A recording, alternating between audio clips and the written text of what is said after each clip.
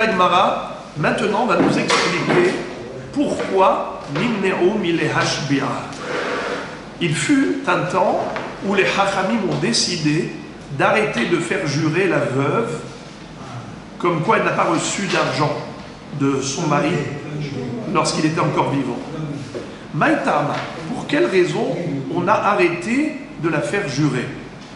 Pourtant, ça l'a défavorisé, la pauvre. Parce que ne jurant pas aux orphelins, donc elle n'avait pas droit à la ketouba, donc elle restait bloquée. Mais pourquoi Hachamim ont fait ça? Bon, finalement, grâce à Dieu, il y a eu Rabban Gamliel Azaken qui a trouvé une solution. Il a dit, bon, on ne va pas lui faire un serment, elle ne va pas prêter serment une chevoa, mais elle fera un éder. Les Yetomim savent qu'est-ce qu'elle aime manger, par exemple, ou bien qu'est-ce qu'elle aime s'acheter, et ils vont lui dire, fais un éder de t'interdire telle chose, tel profit, si tu as touché de l'argent de papa. Et comme ça, il l'a acculé au pied du mur pour qu'elle avoue si vraiment elle avait touché de l'argent. Mais la question est de savoir pourquoi les Chachamim, du jour au lendemain, ils ont dit stop, on arrête de faire jurer la almana. Mais pourquoi? La réponse, la Gemara tente une réponse. Elle va dire Elima mishum de Rav Kahana, si c'est à cause de l'histoire de Rav Kahana, de Amarav Kahana, Verbrela, Amarav Yehuda, Amarav. Certains disent que c'est pas Rav Kahana qui a raconté l'histoire, c'est Rav Yehuda au nom de Rav. Maase be'adam echad, il était une fois un homme, bishne batsoret, pendant des années de famine, sheifki dinar zahav etzel almana. Il a donné à une veuve le dinar zahav, un dinar en or, à lui garder chez elle. Où est-ce qu'elle a trouvé l'endroit sécurisé pour garder le dinar? Elle s'est dit, là où les voleurs ne vont pas chercher, c'est dans le kadakemah, dans un tonneau où on gardait la farine. Une jarre où on conservait la farine. Et donc elle s'est dit, là-bas, les voleurs, ils ne vont pas aller chercher. Et voilà qu'un jour, elle a oublié qu'elle avait mis là-bas en dessous, qu'elle avait mis le dinar. Et qu'est-ce qui s'est passé? Et voilà que par erreur, quand elle a mis de la farine dans la pâte, elle a pétri et elle a mis les halotes au four. Ok, et voilà que qui frappe à la porte? Un ani, un mendiant. Netanato le ani, elle a donné le pain au pauvre.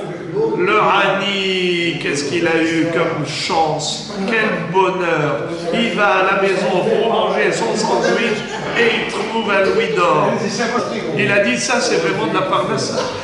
Alors, voilà qu'un jour, les Yamim, Baba ala dinar, Gamarla Havili dinari, le propriétaire du dinar, il vient et dit, rends-moi le dinar que tu m'avais gardé.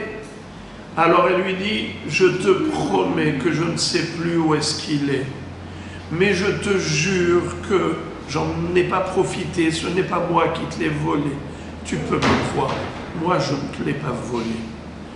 Amra, d'ailleurs, pour montrer la véracité de ces déclarations, elle a pris sur elle une malédiction. Amrale yehane samamavet be'ehad mi banea shelota isha im neheneti mi dinarecha klum, que le poison tue l'un de ses enfants si elle a profité quelque chose de son dinar. Donc voilà, comme pour preuve d'honnêteté, elle a fait cette chevoa, même au nom d'Hachem, qu'elle n'a pas profité du tout de ce dinar et que si elle a profité, que l'un de ses enfants meurt. Amrou, Hachamim ont raconté, Lo hayu yamim mu'atim ad shemet ehad mi banea. Peu de temps s'est écoulé et voilà que l'un de ses enfants est mort.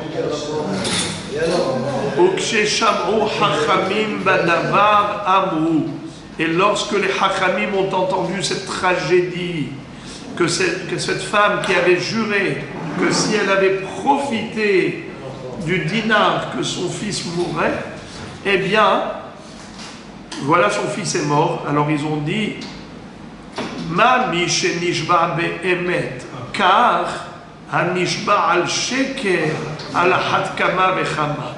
Si déjà celle-là qui a juré pour la vérité, elle a subi la mort de son fils, alors à plus forte raison, si jamais il y a des menteuses, des menteurs, tu vas les faire jurer qu'après Hachem Yatzilenu, ils vont avoir des tragédies, des malheurs. Pourquoi faire des choses pareilles? Mieux vaut éviter cette Shevuah complètement. La Gemara ouvre une parenthèse avant de poursuivre. Et elle dit, Maïtarma irnesha. Pourquoi cette femme-là a subi ce onesh? Pourtant, elle a dit la vérité. Elle a dit que si elle a profité de ce dinar, que son fils meurt. Mais elle n'a pas profité de ce dinar. Alors pourquoi son fils est mort? La Gemara répond, D'ishtar shela mekom dinar. Elle a profité de l'emplacement du dinar, c'est-à-dire que quand elle a fabriqué le pain, eh bien, elle a économisé un peu de farine. Laquelle farine? La place du dinar. Le volume de la pièce d'or, dans ce volume, dans cet espace-là, elle aurait dû mettre de la farine. Donc, elle aurait dû dépenser de la farine. Ce pain qu'elle a donné plus tard au Hani, eh bien, finalement, elle n'a pas donné au Hani beaucoup de farine. Elle lui a donné avec un peu moins de farine qu'elle a économisé. N'est-ce pas? Eh bien, ça s'appelle profiter du dinar. Car indirectement, grâce au dinar qui a pris la place de la farine, elle a économisé la farine. Eh bien, ça s'appelle qu'elle a profité du dinar. Alors, la Gemara dit,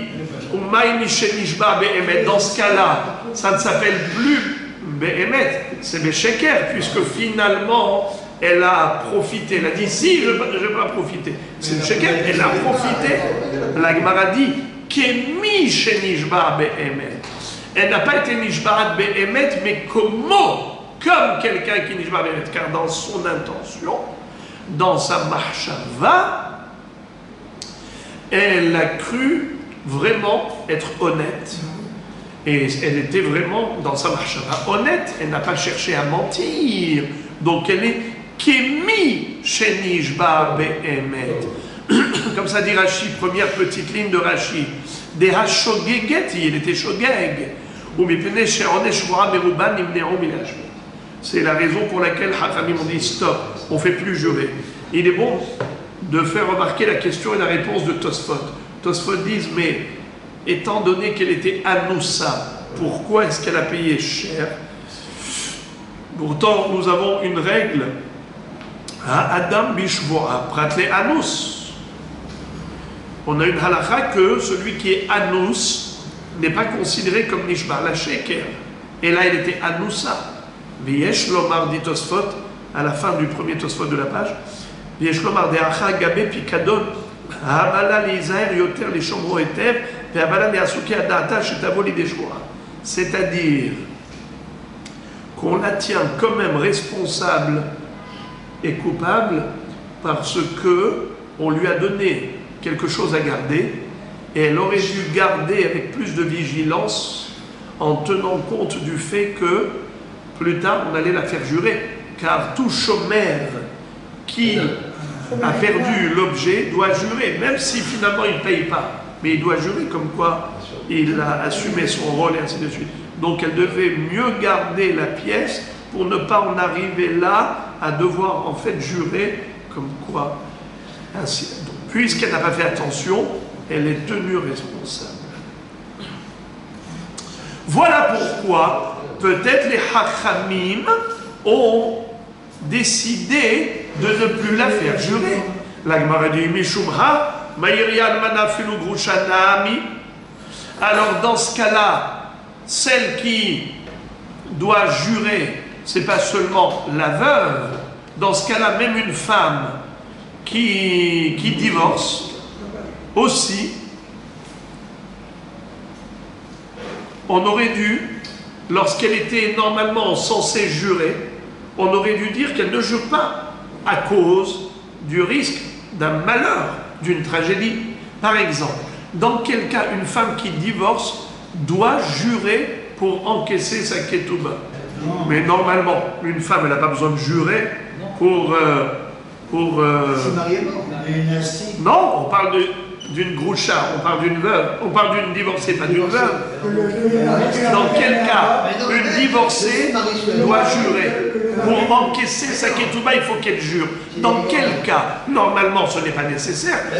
Elle divorce, elle a une guette, eh bien, elle vient avec la ketouba, elle encaisse. Ce n'est que par rapport aux orphelins que la veuve doit jurer. Alors de quoi la Gemara parle? Elle dit, mais dans ce cas-là, alors même la divorcée, quand elle doit jurer, il ne faut pas qu'elle jure de peur qu'elle ait un malheur. Comment?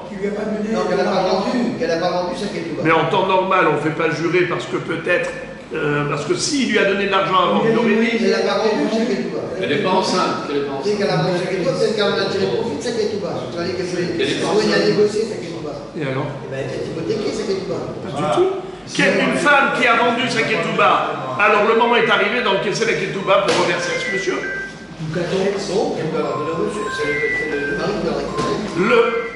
Un mari doit payer la ketouba. Si vous dites qu'elle a vendu la ketouba à quelqu'un, ça veut dire quoi vendre? Le mari doit la payer à la... Voilà. Alors pourquoi elle a besoin de jurer?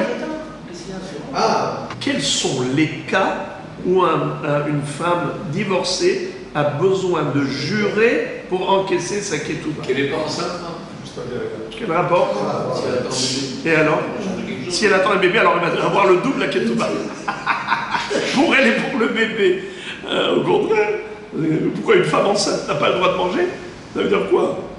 Elle a le droit à sa ketouba. C'est quoi l'histoire?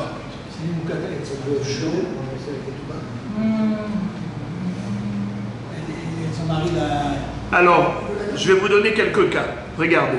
Par exemple, si elle est modée bemiktsat. Imaginons par exemple, le mari lui dit, mais moi je t'ai déjà tout payé, je comprends pas ce que tu me réclames. Mais ça marche pas. Non, c'est trop facile. C'est trop facile, moi. Alors ce cas-là, c'est quoi? Ah, mais je vais pas terminer. Vous avez dit, c'est ce que j'ai dit, mais je vais pas terminer.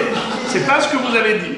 Alors, parce que, encore une fois, quand vous venez, une ketouba, la femme avec une ketouba, elle réclame à son mari qui a divorcé, le guet lui dit, donne-moi l'argent, elle n'a pas besoin de jurer. Et s'il lui dit, mais je t'ai déjà payé la ketouba, c'est trop facile. Alors pourquoi elle a la ketouba en main? C'est trop facile qu'il dise, mais je t'ai déjà payé. Non. C'est dans le cas où il lui dit, je t'ai déjà réglé toute la ketouba, et elle lui répond, tu m'as réglé que la moitié. Ou tu m'as réglé que le quart. Là, ça s'appelle modé bemiktsat. On a une règle. Modé bemiktsat ata'ana hayav shevoa. Lorsque Réhouven réclame à Shimon 1000 shekels, Shimon répond, non, tu ne m'as pas prêté 1000 shekels, tu m'as prêté que 700 shekels. Eh bien, les 700 shekels qu'il reconnaît, il faut qu'il paye. Et une fois qu'il a payé les 700 shekels, il faut qu'il jure pour les 300. Il faut qu'il jure pour les autres 300.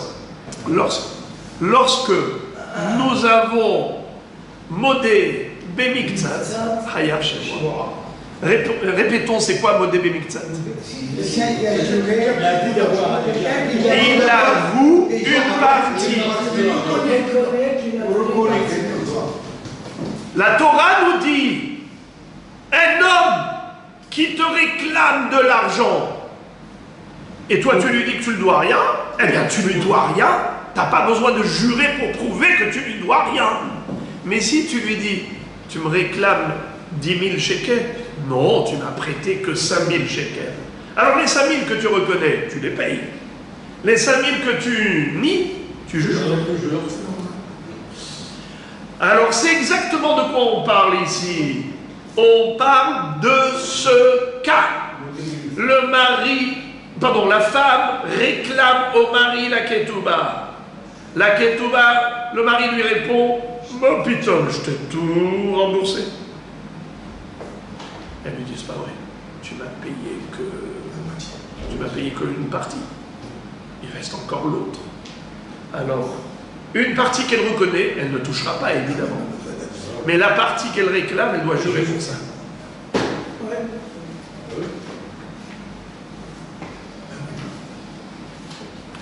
Ou encore, dans quel cas il existe un Shevoa, Eid Ehad. Est-ce que vous avez déjà entendu parler de Eid Ehad? Shvoat Eid Ehad. Normalement, Alpi Shenaim Edim Yakum Davar. Pour tout témoignage, il faut combien? Minimum 2. Quel est le din lorsqu'on n'a qu'un seul? Ça marche. Hein? Ça marche? Et la Torah dit 2. Oui, moi, mais avec ce chiffre. La Torah dit 2. On avait vu un cas où il y avait un seul témoin. Avec un chiffre arabe, il est considéré comme 2. Comme ça, c'est juste pour le cas d'abord. Rabbi Raphaël, vous me faites peur. J'ai mal compris alors, ça c'est pour juste. La Torah dit Alpi Shenaim Edim Yakum Davar. La veuve qui n'a pas. Mais il y avait un cas. Mieux que ça. Lo Yakum Eid Ehad Beish. Alors, Lo Yakum Eid Ehad Beish, comment on pourrait dire qu'un Eid ça suffit? Un Eid, ça suffit que pour le faire jurer. Faire jurer. C'est-à-dire, imaginons, moi Réhouven, je demande à Shimon, rembourse-moi les 10 000 shekels que je t'ai prêtés. Shimon me dit, je te connais ni d'Adam ni d'Ève.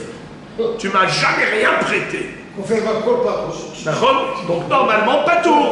Mais moi, je viens avec un Eid. Et le Eid dit, menteur Shimon, tu as emprunté 10 000 shekels. À ce moment-là, Shimon doit jurer qu'il n'a pas emprunté les 10 000 shekels. Car le bonhomme qui vient, il vient avec un Eid avec lui. La même chose. La femme vient avec la ketouba. Le mari dit, mais je t'ai déjà remboursé la totalité. Elle lui dit, tu m'as remboursé 0. Combien il doit? Tout. La totalité. Mais lui, maintenant, il vient avec un Eid. Le Eid lui dit, menteuse, madame, il t'a payé la totalité de la ketouba. Moi, je l'ai vu. Dans ce cas-là, elle doit jurer, bravo. Elle doit jurer.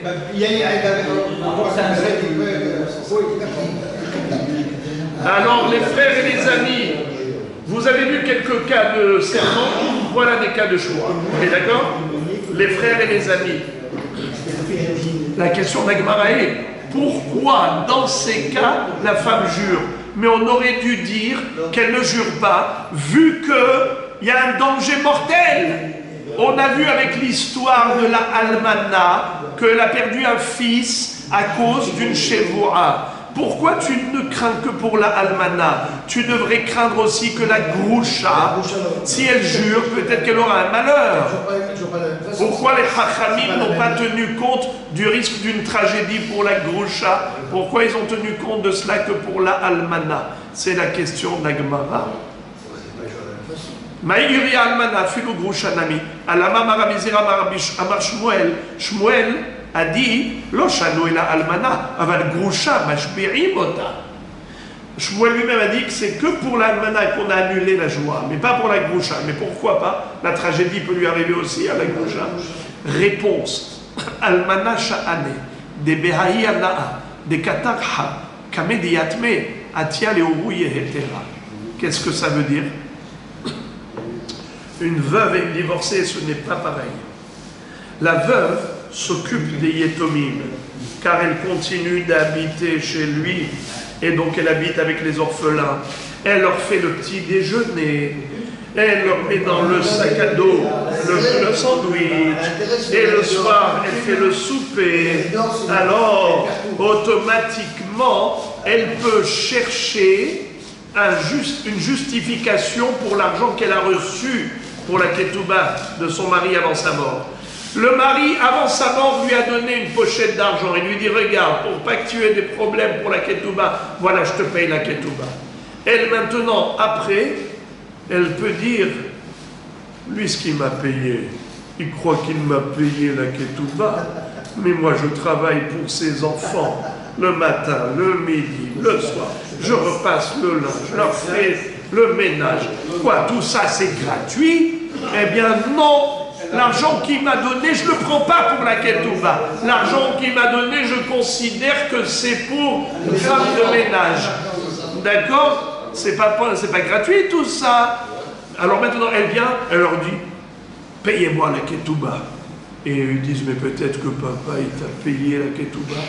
Jure qu'il t'a pas payé. Et elle jure qu'elle n'a pas payé. Pourquoi? Comment elle peut me mentir? Parce qu'elle, dans sa tête, l'argent qu'elle a reçu, elle dit, ça, c'est pas de la ketouba. Ça, c'est pour mon travail de femme de ménage. Et donc, j'ai pas reçu de ketouba. Et elle est prête à jurer. Donc, c'est hyper dangereux, hyper dangereux. La almana, elle peut facilement jurer à tort, prêter un faux serment. Mais tandis que pour la groucha, de toutes les façons, elle ne fait pas le ménage. Donc, à ce moment-là, si elle doit jurer, c'est en son âme et conscience qu'elle jure. Là-bas, elle ne peut pas avoir des justifications. Si tu jures à tort, sache que tu risques ta vie, tu risques ta peau, tes enfants. Là, elle n'a pas d'échappatoire dans sa tête. C'est pour ça que Hachamim la laisse jurer. Amar Rav Yehuda, Amar Rabbi Yirmiyah bar Abba, Rav Shmuel d'Amrit Arbaïou, lo shano ela bebeddin, aval chutz le beddin mashbe'im ota. Selon Rabbi Yirmiyah bar Abba, Rav Shmuel, tous les deux ont dit, quand est-ce que la almana, on ne la laisse pas jurer, c'est que dans le beddin. Mais en dehors du beddin, on la laisse jurer. Quelle est la différence entre un serment exprimé au beddin ou un serment prêté en dehors du beddin? La différence, c'est que dans le beddin, on fait jurer comme pour les Shvuot Torah. C'est avec Nekitat Hefetz, avec un Sefer Torah dans la main, ou Tefillin, ou Mezouza. De qui on apprend ça? On apprend de Avraham Avinu. Il avait dit à Eliezer, tu vas mettre ta main à côté de la Brit Mila, parce qu'il n'y avait pas d'objet de ni Sefer Torah ni de Tefillin Mezouza. C'était ça l'objet sacré à l'époque. Et aussi au nom d'Hachem. Il jure au nom d'Hachem. Quand Avraham Avinu a fait jurer Eliezer, c'est au nom d'Hachem. Et en mettant la main à côté de la Brit Mila. La même chose, un serment dans le Beddin, ça se fait avec un Sefer Torah ou Tefillin ou Mezouza et au nom d'Hachem. Mais en dehors du Bet Hamikdash, c'est sans Nekitat Hefetz. Et c'est pas avec le nom d'Hachem. Alors c'est la raison pour laquelle le Onesh, la sanction, elle n'est pas aussi grave que un serment prêté dans le Beddin. Alors ça, on peut la laisser jurer en dehors du Beddin. La Gemara dit Eni ve'arav lo magbek tuba le'armalta kashia.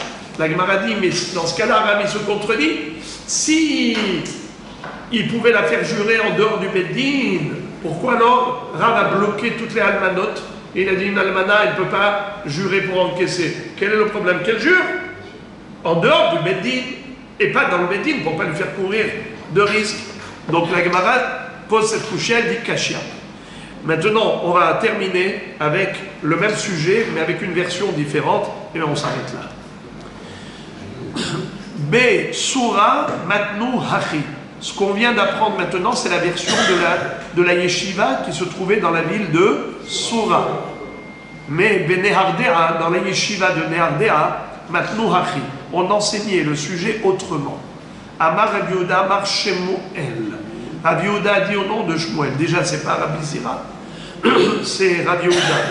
Excusez-moi, c'est pas Rabbi Yirmiyah bar Abba, c'est Rav Yehuda, qui a dit au nom de Shmuel, Lo shano ela bebeddin, aval chutz le beddin mashberim ota. Quand est-ce que on bloque la veuve et on la fait pas jurer? C'est seulement dans le beddin, mais en dehors du beddin, on peut la faire jurer puisqu'il n'y a pas de danger aussi grave que dans le beddin où c'est avec le nom d'Hachem et avec un Sefer Torah. Verav amar afilu chutz le beddin nami en mashberim ota. Mais Rav disait, même en dehors du beddin, on ne la fait pas jurer. Rav l'étarmé, Rav est fidèle à sa propre opinion, car qu'est-ce qu'il faisait Rav? Et qu'est-ce qu'il disait? Des Rav lo magbe ktuba le'armalta. Alors, en effet, lui, Rav, il bloquait l'almana, il ne lui donnait pas la ketouba parce qu'il ne voulait pas la faire jurer. Alors la Gemara pose la question, elle dit, mais ok, il ne veut pas la faire jurer, eh bien qu'il lui fasse un neder, comme on a vu dans la Mishnah, Veliadra, Veligbeya. Qui est-ce qui se rappelle? Qu'est-ce qu'on avait vu, les amis, dans la Mishnah? La takana de Rabban Gamliel Azaken, c'est que, bravo, pour ne pas la bloquer, au lieu de la bloquer, fais-lui faire un éder, c'est-à-dire que les Yetomim savent qu'est-ce qu'elle aime. Ok, nous aussi on peut savoir qu'est-ce qu'elle aime. Elle aime, par exemple, la pkaïla. Alors tu lui dis, fais un éder que tu ne mangeras plus de pkaïla si tu as touché 1 centime de ton mari. Et si elle aime ça, eh bien elle ne pourra pas. Pourquoi Rav n'a pas fait ça? La réponse, Bishne des Rav, qu'il est nidré. À l'époque de Rav, malheureusement, les gens négligeaient les nédarim. Pour eux, c'était des choses ordinaires et anodines. Alors, il dit, ça ne servait à rien. Qu'est-ce que tu vas lui dire? Fais un néder, ne pas manger la pkaïla. Elle fera le néder, elle mangera la pkaïla. Alors, qu'est-ce qu'on va gagner? C'est pour cela qu'il les a bloqués pendant un certain temps. Et après, Be'ezrat Hashem, demain, on poursuit le sujet.